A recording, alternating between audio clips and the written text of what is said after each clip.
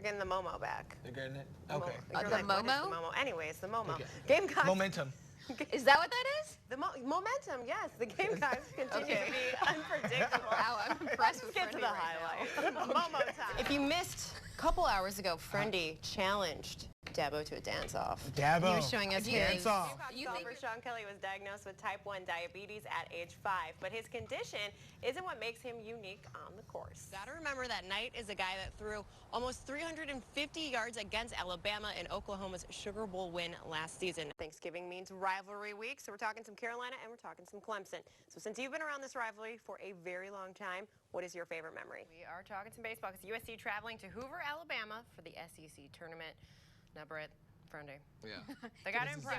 Lorenzo Ward surprised Carolina fans when he decided to shuffle things up a bit. Well, that change resulted in a Gamecocks victory and a much more confident defense. Live from the Watchbox studio, here is Courtney King with your sports update. Well, this morning I want to share with you a really important story, a story about overcoming domestic violence. Olivia Hassler is a javelin thrower at USC. She's getting ready to start her senior year and already has been through something most of us could never imagine.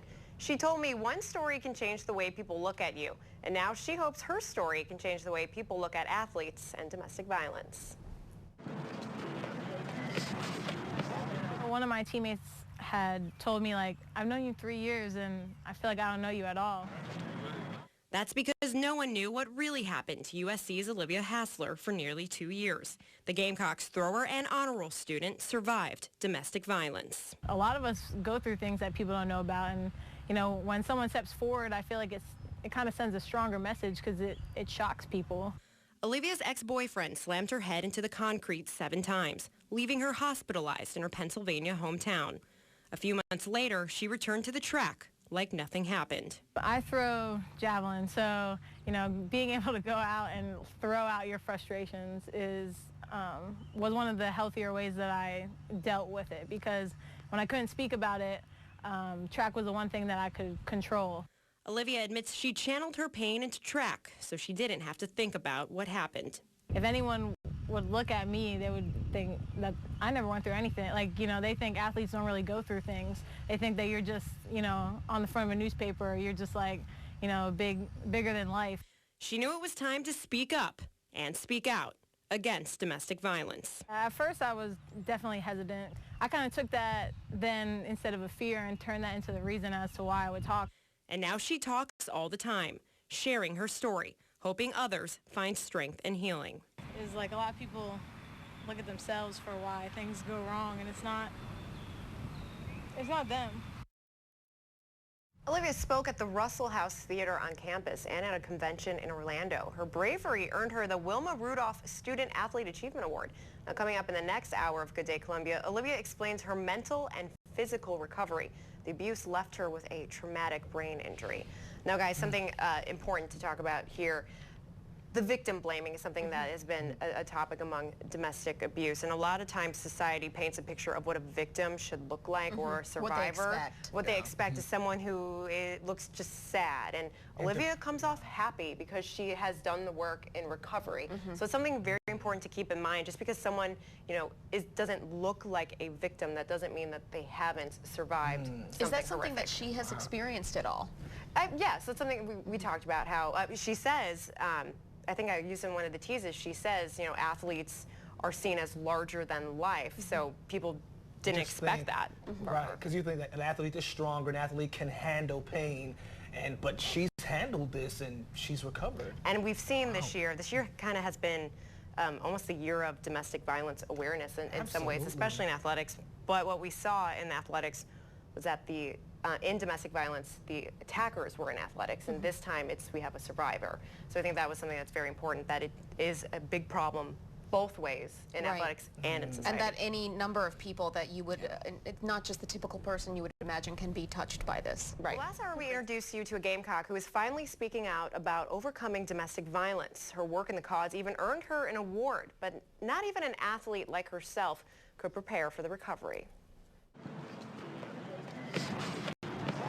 I had my head slammed into the concrete like 7 times, so that took a lot out of my brain capacity. Olivia Hassler knew she had a long recovery ahead of her. At some point, I have to go back to being, you know, a normal person. After her ex-boyfriend beat her so badly, she ended up with severe brain damage. Like, if you pull your hamstring, you're like, oh, I pulled my hamstring. Oh, I should have warmed up better. I should have done this. But when your brain doesn't work, or when you're in the middle of a sentence and you can't remember what you're saying, it's kind of like it scares you. Olivia also had temporary memory loss. She felt confused and embarrassed. She even developed migraines, making it almost impossible to focus on her schoolwork. I just kind of started doing this like extensive study habit where I just, you know, kind of do extra just so that somewhere in there it'll pull it out.